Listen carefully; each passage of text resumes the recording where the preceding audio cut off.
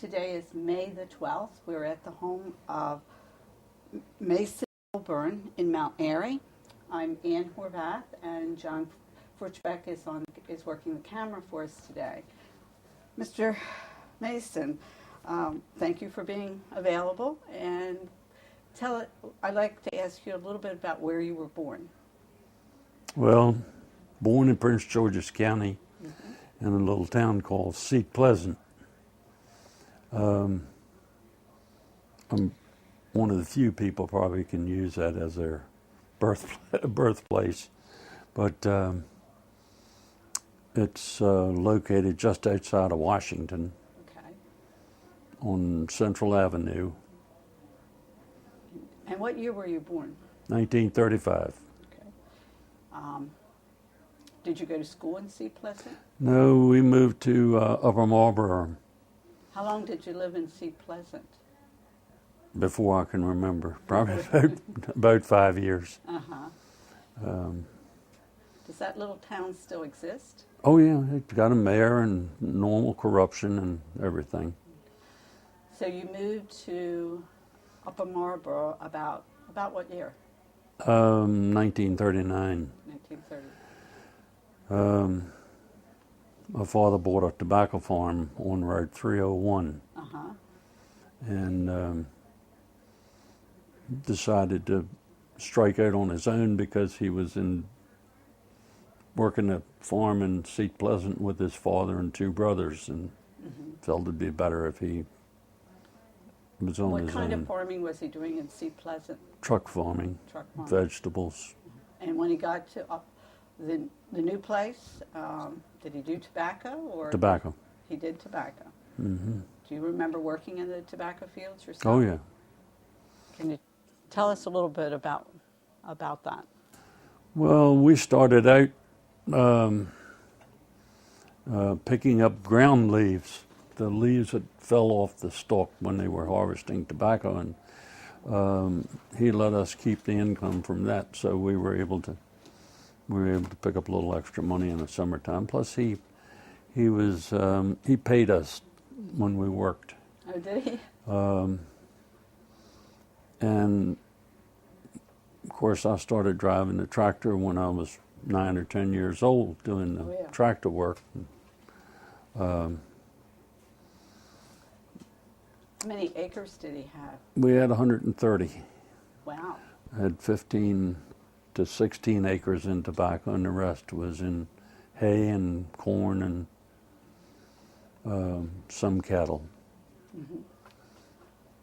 So it was kind of the tobacco farming plus the other animals. How long did you live there? Till I got married and moved away in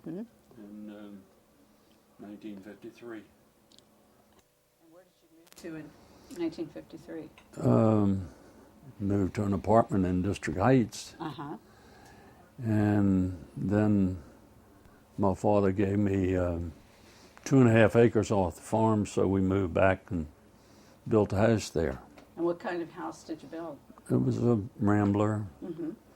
Very nice house for a starter house, but unfortunately my first wife didn't really like it, so we sold that to my sister and then moved to Forestville in a regular subdivision, and of course I didn't particularly like that, so.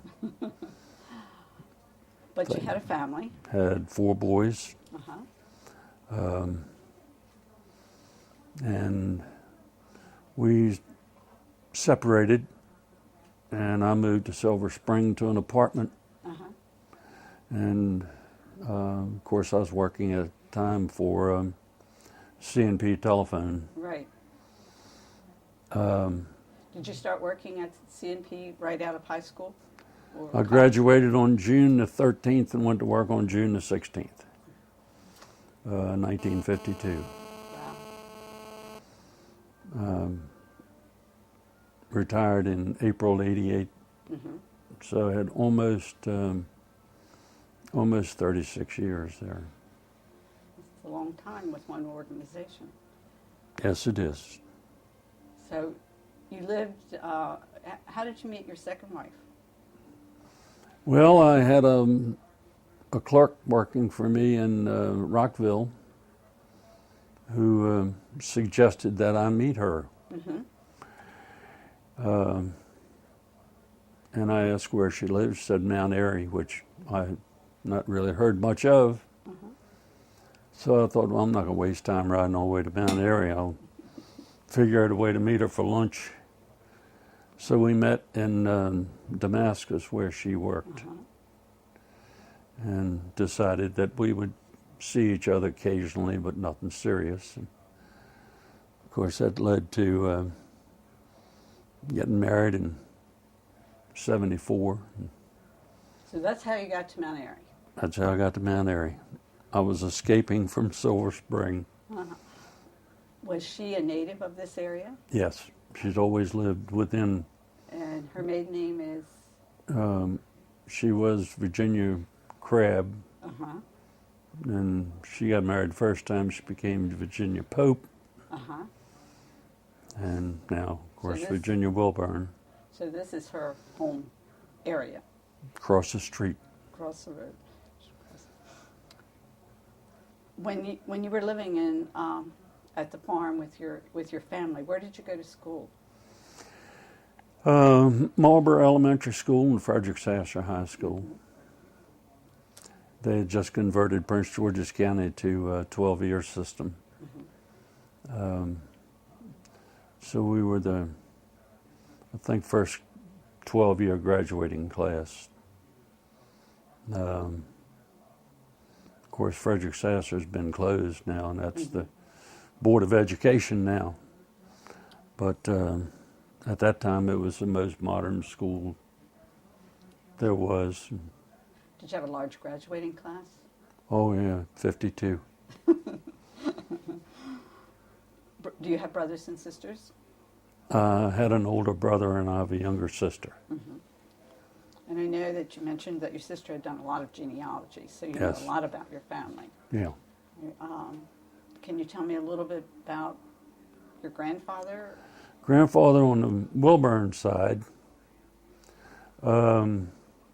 apparently came from Eastern Shore, but the main part of the family was in Odenton. Oh, okay. And of course, I don't know how, but he struck out with several dollars in his pocket and came to Seat Pleasant and bought a farm. I can't really track what he did before then. And he was rather successful. He was a big man, 6'2", 6'3", very well respected in the community.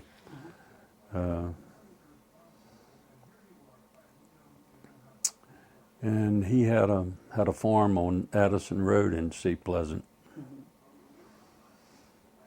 My grandfather on my mother's side was a doctor in Croom, and I've always said that people intermarried only as far as a horse could go. Yeah, that's true. And get back home. So Croom was about the most distant you could get to from Seat Pleasant. So my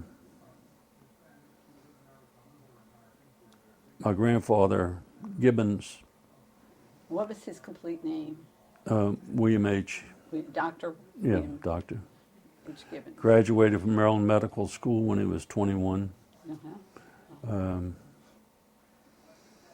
But his father was a cabinet maker down in a little place called TB, the corner of Brookville is what it stood for.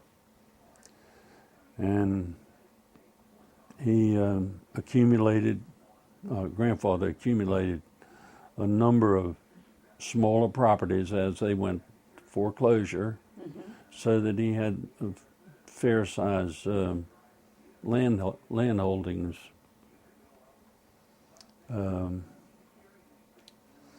I remember when he had a horse and carriage that he made his rounds. And then he bought a Ford, I think he called it a runabout or a coupe. And he let me go with him on one of his Sunday calls. I can vaguely remember it, but I was impressed by it. About how old were you then? Probably 6 years old. Mm-hmm. Just old enough to remember going. Did you go to a farm or to house? I went to a farm. Yeah. And he had an unusual set of books in that he accepted payment other than money. So oftentimes in his books he would show that he had treated so-and-so and had gotten 2 chickens, or he'd gotten, basket of potatoes or something for his services. And he was also the doctor for the Maryland Penitentiary at Cheltenham. At that time it was, I think they called it a House of Reformation or something, but he was a doctor on call for them. Nothing like it is today. Right, I'm sure. So I'm sure he was well known throughout that community. Yeah. You mentioned something about a Sears Roebuck house. Can you tell me a little something about that? Well, the house I was born in Sea Pleasant, was a Sears Roebuck house. My grandfather had accumulated 4 lots along Central Avenue, and he gave one to each of my relatives, my father, my aunt, and 2 uncles. And all 4 of them built Sears Roebuck houses on there, which in early 30s was probably the most efficient way to do it. And they had, in father's case, he had the house shipped to Bennings, D.C., was a train station. It was shipped in there on a flat car, and they hauled the house to pre-cut parts out on a horse and wagon. They dug the basement using dynamite and a 1-horse scoop because it was so dry that they couldn't, dig in normal fashion.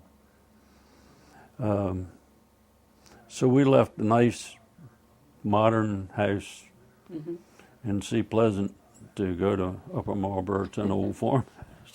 Old farmhouse didn't even have running water. So what did your mother think of that? Well, it was my father's decision. So she made the best of it. Right. Yeah. He soon remodeled it. I'm sure they made some changes. Yeah. Yeah. So when you came to Mount Airy, I know that you got involved in lots of projects here in town. Well, when I came to Mount Airy in 73, you either joined the fire department or you joined the American Legion, and I wasn't much on climbing ladders in the middle of the night, so I joined the American Legion. Okay. Because they had a ball field, and my stepson was playing baseball. In fact, he got signed by the Orioles. Oh, really? Played 2 years of minor league before they released him, but he still plays ball just about every weekend, although it's softball. So I started helping with the ball field, and that became almost a avocation, and that I took care of the ball field for somewhere around 25 to 30 years. Oh, wow. Pretty much on my own, using my own equipment. But I got a lot of satisfaction of keeping it in pretty good shape. And they are now keeping it up with parents' help and coaches' help. They've done a great job on keeping it going. That's a real source of pride, I bet. What other organizations have you been involved in? I belong to Mount Airy Historical Society, and I was selected for the Mount Airy Hall of Fame back 3 or 4 years ago. Because of? Because mostly the volunteer efforts for the Legion. For the Legion. Mm-hmm. And for youth sports. And I had a great friend living 2 doors down, Art Brett, who sort of mentored me in what to do and places that needed help. And you do some things at the Mount Airy Museum? Yes, I was able to work the open weekends. Mm-hmm. Haven't been down there since because it's too difficult to park, but I plan to go back this summer when Okay. And volunteer doing when they're open? Is that the kind? Yeah. So you've learned a lot about the history of Carroll County and this area as a result of living here. And I also had a little time during,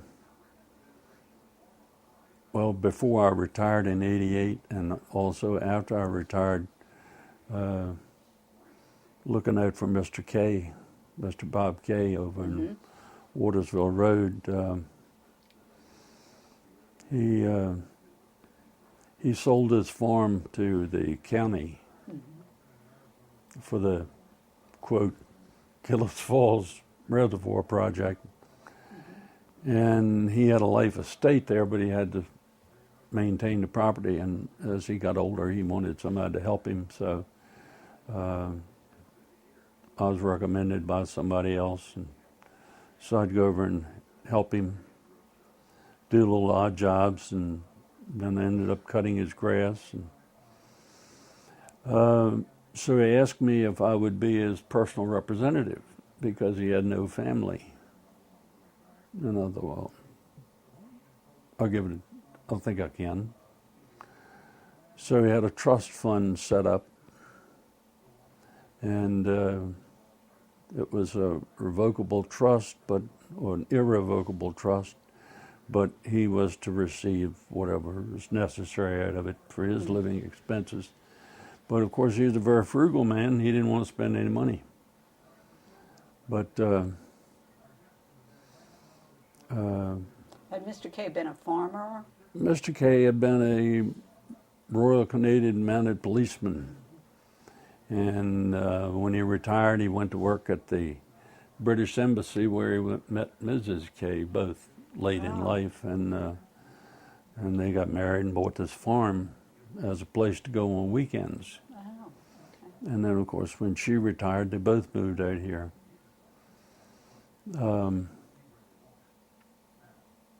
And he took great pride in the place. It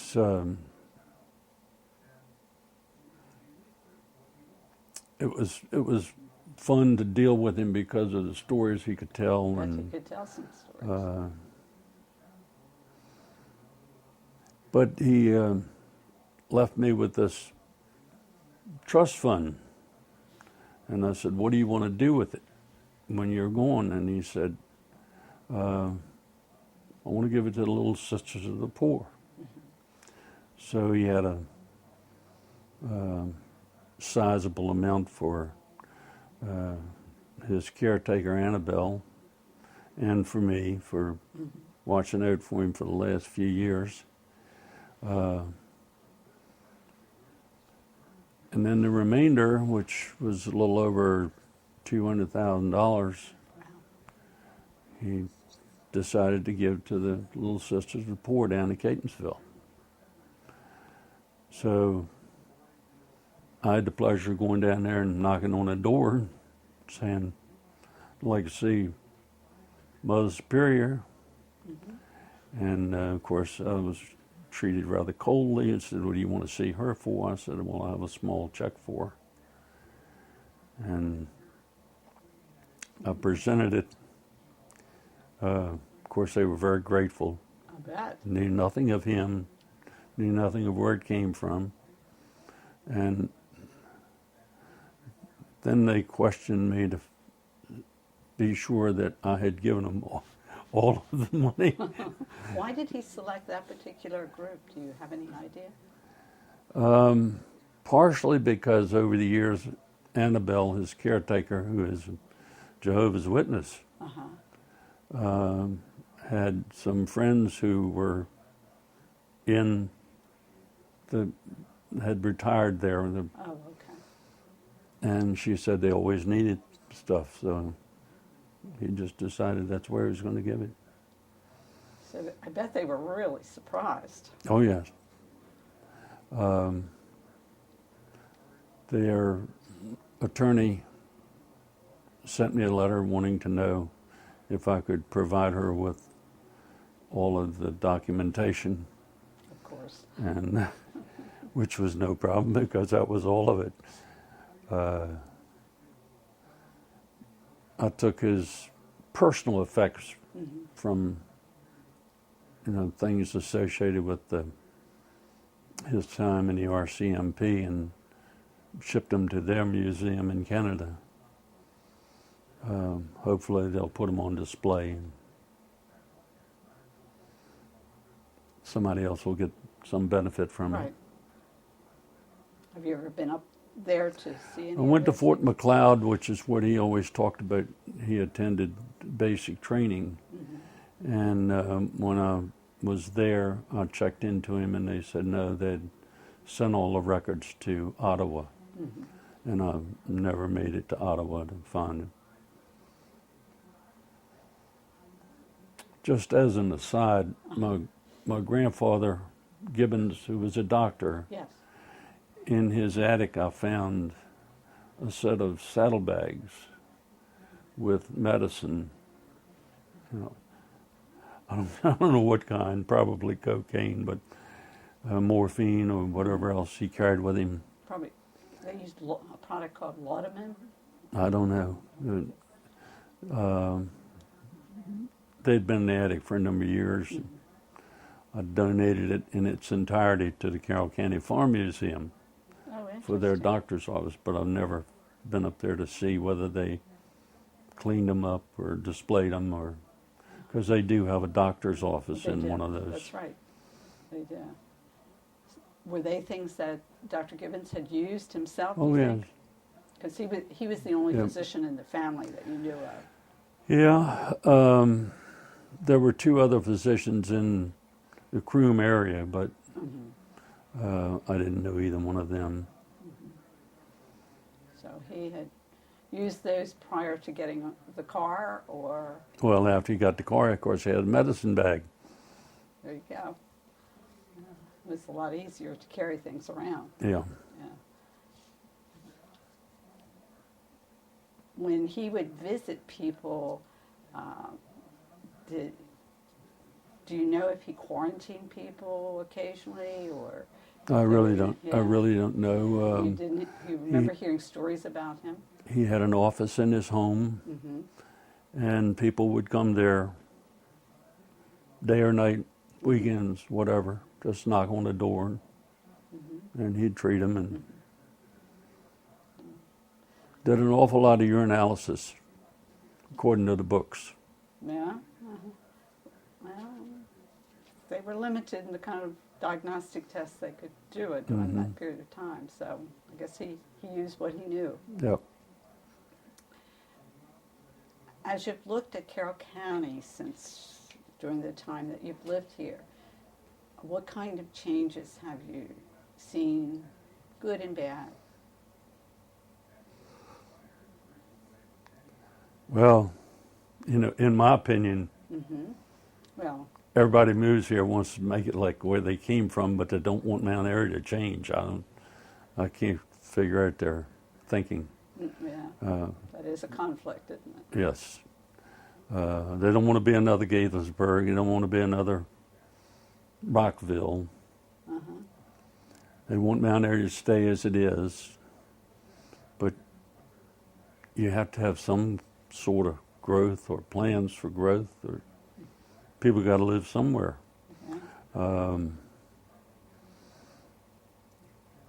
It's difficult if you live here and you think when my children get older they got to move away because there's no place to live. Mm-hmm.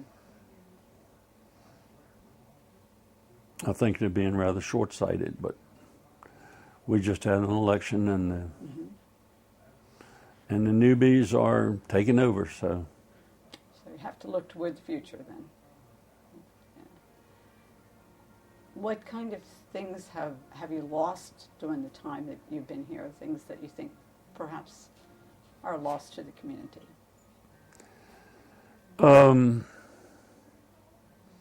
The main thing is we have so much traffic going through here. Yeah. They're living in Pennsylvania, working in Right. Rockville, Gaithersburg, and So there's a lot of traffic. you can start at 4:30 in the morning and watch them go down 27, and they're all late. And they're all in a hurry. Yes. But you have, you built this house about when? This house was built in '68, and we bought it in '74. Uh-huh. We first got married. We lived with my mother-in-law across the street, and this house became available, so we bought it even though we couldn't afford it at the time, and it was probably one of the best moves I ever made because we were able to take care of her. So she We was didn't have to close move her by in and- with us. And Right. And you still had, Yeah. she was close by and you still had a place that was separate.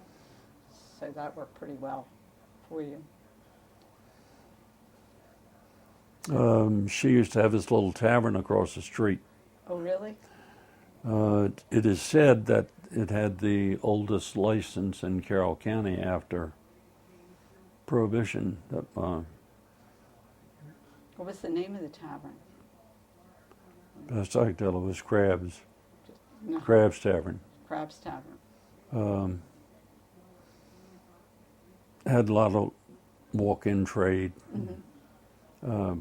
people over the hill, and be a few cars come in, but sold beer and had a pool table, and that. Mostly just local people coming in for a beer and a little And entertainment. if you want to see it, you better look at it now because it's coming down. Oh, it is coming. About when was it built? Do you have any idea about when it was built? No, but George sent me some papers showing that the seating came out of a church over at off of Route 26. Uh-huh. It's stashed around here somewhere, but and you can see that the benches were the old, rough cut. Now, was your mother-in-law a widow when you married? Yes. And her husband had also been involved with the tavern? Yes, it was originally his, and he operated antique dealership in the little store next door. Mm-hmm. But he died rather young, or let's say when my wife was young. Mm-hmm. So my mother-in-law took it over, and as she got older, we'd go over and help her in the evenings, and she had a lot of penny candy, a lot of nickel candy for the kids over the hill, and that clientele changed from being respectful to stealing when she wasn't in the store, so pretty much gave that up. Yeah, I'm sure early on she knew all the Yeah. kids, and as Yeah. time went by, things changed. Of course, one of her notorious customers was Elmer Spencer. What was notorious about Mr. Spencer? Well, he murdered that boy in Frederick at Oh, yes. McCurdy Field. So Yeah, a few years ago. Yeah. Any other interesting stories related to the tavern? not right off. Of course, today she couldn't even operate because it didn't have any bathrooms or no facilities. So we had to let the license expire when she no longer could take care of it. What other little stores were here in this community, very close by? Apparently, there was Sonny Dorsey's father's place, Grafton Dorsey, who, of course, Dorseytown is named after, had a blacksmith shop just up the road. And that's the only thing that was operational when I came here. So, The blacksmith shop was still there when you came here. well, Sonny Dorsey was still there. So, yeah, I've heard of Sonny Dorsey. Was kind of a well-known person around Yes. town. Very, very helpful and benevolent, you know, to those people he knew and liked. And I don't know about the rest of them. I think I've heard the children. He was very fond of young people and would let the children ride on his wagon Yeah. and things around town. Yeah. So, as you've lived here in Mount Airy, you've seen those little businesses kind of go by the wayside, and now the town is more a thoroughfare for people going from their homes to their jobs, and of course it is changing. And of course, we're having Springfest this weekend, Okay. and it's all centered around downtown. But we have 2 shopping centers that are full of stores. Oh yeah, They get ignored. that is an interesting observation. Yeah, that happens everywhere, it seems. Yeah, they pay taxes, they encourage all this growth and bringing these new stores in, but yet they spend an awful lot of money in trying to revitalize the downtown area, Attracting people to Main downtown. Street area, and there's no parking. It's difficult to walk around because of the hills and so Right. forth. Right. Seems like you're throwing good money after bad, but I'm going to back up a second. When you worked for C&P, what kind of work did you do for them?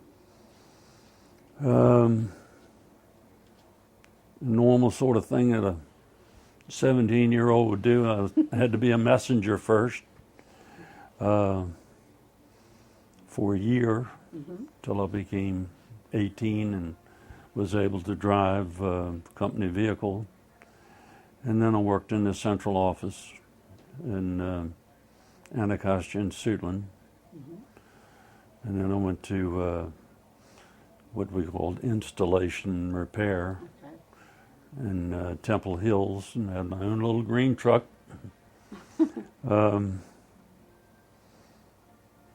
I got promoted from there to teletype repairman.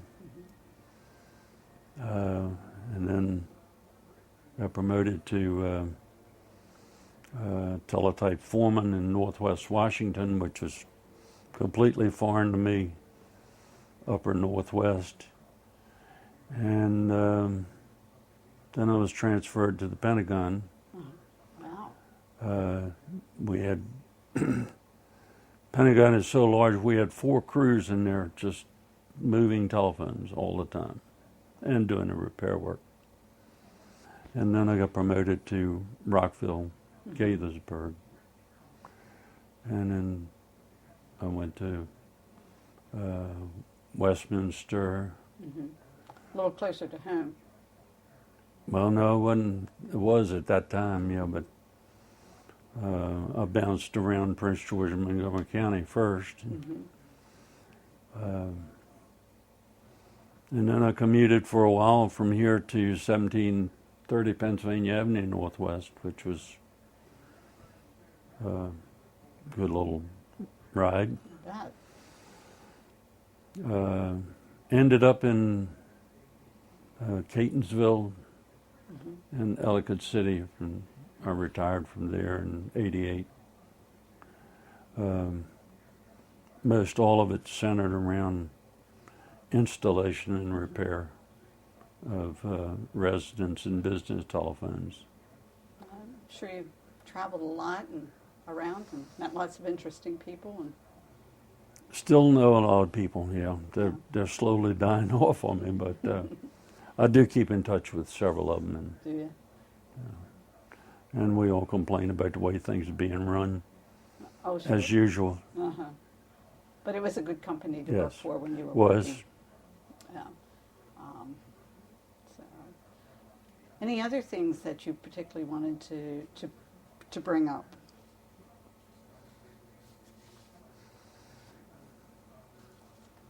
John, any questions? Well, I think the biggest thing that I've got a whole new circle of friends since I've come to Mount Airy. You know, I've lost contact pretty much with those people in Prince George's County. My children are all scattered around, although I do talk to them almost on a daily basis by phone. But they're not living close by. No. Now, families don't do that so much anymore. No, they're too close to stay overnight and too far to come visit, so. But you have lots of people locally that you have lots of new friends. Yeah. Unfortunately, I'm in a period in life where it's a question who's going to die off first. You were pretty instrumental in setting up the bingo, or working on the bingo at the Legion for many years, weren't you? Oh, Yes. I hadn't heard about that. Tell us a little bit about setting up the bingo Well, program. I made the mistake of wandering in there during a bingo game while I was working on the ball field, and next thing you know, I took it over, and we made almost $1 million Wow. in the time that I had it, along with some good friends. Mhm. And we had a good time. It was almost, you sort of look forward to getting together, selling the cards, kidding around with the customers, and then having a beer or two afterwards, and it was fun. But as with everything else, it wears thin. Oh yeah. Well, things change. And so, when were you doing? What years about were you doing that? Time goes by so fast. I think 2003 was the last year, Okay. So, and it was a period of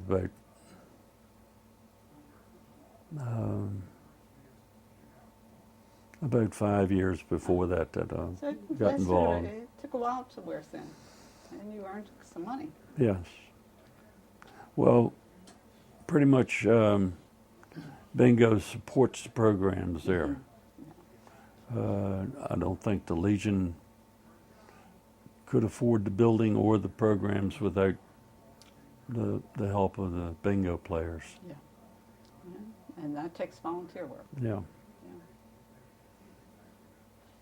Okay.